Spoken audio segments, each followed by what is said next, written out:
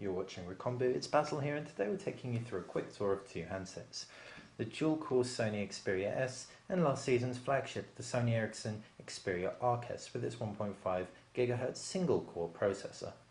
So this is a newer, more powerful, better camera, high-resolution screen variant. However, the Xperia RS is coming in contracts now for around £20 to £25 a month, so it's really worth considering. We're here to show you the key differences.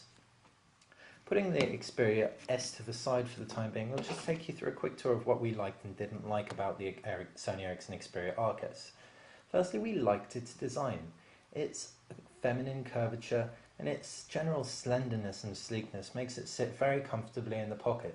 It's also got a nice big 4-inch plus display. It's pretty decent resolution, as you can see. Everything tends to look quite sharp. And the user interface is also extremely nice from Sony Ericsson, with the option to make folders by dragging icons on top of one another, which they actually were amongst the first to introduce, and has made its way onto Ice Cream Sandwich, Google's latest version of Android. So overall, we really do like the Sony Ericsson Xperia Arc. However, we've got a few niggles. First of all, the headphone jack's on the left-hand side, so when you do slip it into the pocket, it does catch on your headphones if you are wearing them, which is annoying because this is a really competent music player. It also doesn't support all headphone formats, so you'll want to test it out before you try your headphones. In addition, the power button and the camera button and the volume rocker are all quite fiddly. The chrome on the buttons also is quite slippery, so it isn't the easiest to press.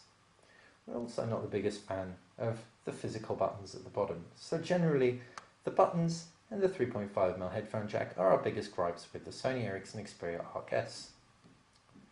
When we take a look at the Sony Xperia S, however, we're presented with a much more confident, bold design, with angular corners and a very geometric backing.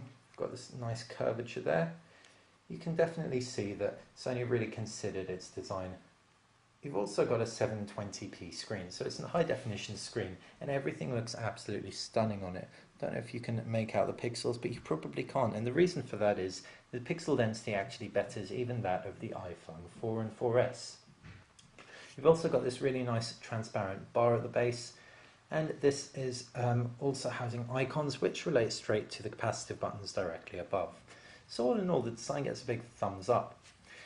The headphone jack's up at the top, unlike with the RS, and you've got really nice, easy to press buttons.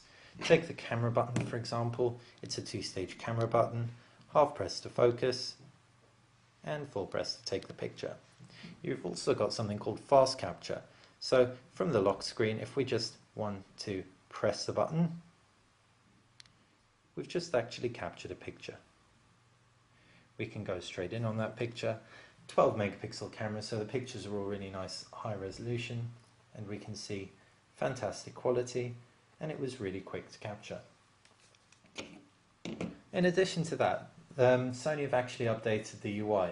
This should be landing on the Sony Ericsson Xperia Arc with the Ice Cream Sandwich update, but we can definitely say we're glad to get it on the Xperia S early, and it looks sensational. There's a live smoky wallpaper in the background, which you can see wafts every time I swipe across it.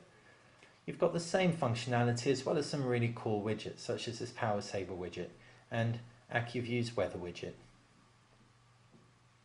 The menus are really quite similar, but thanks to the improved resolution we can fit a lot more icons on a page, and the pre-installed apps are very cool, and this supports NFC, so you'll be able to make contactless payments soon enough. You've also got a different processor on board. You've got a 1.5 GHz dual-core processor, which makes the interaction a little bit more speedy after a bit of time with the handset. In addition, if you're a hardcore gamer, you'll really enjoy the benefits of this, with games such as Shadowgun running absolutely flawlessly. Finally, we can definitely allude to the video capture. With 720p video capture on the Xperia RS and full HD video capture and playback on the Xperia S, that's going to be your only other real major benefit to having your quad-core processor. So there you have it, the Sony Ericsson Xperia S and the Sony Ericsson Xperia RS. Which one's right for you? Hopefully this video has helped make your decision a little bit easier. Thanks for watching Recombo.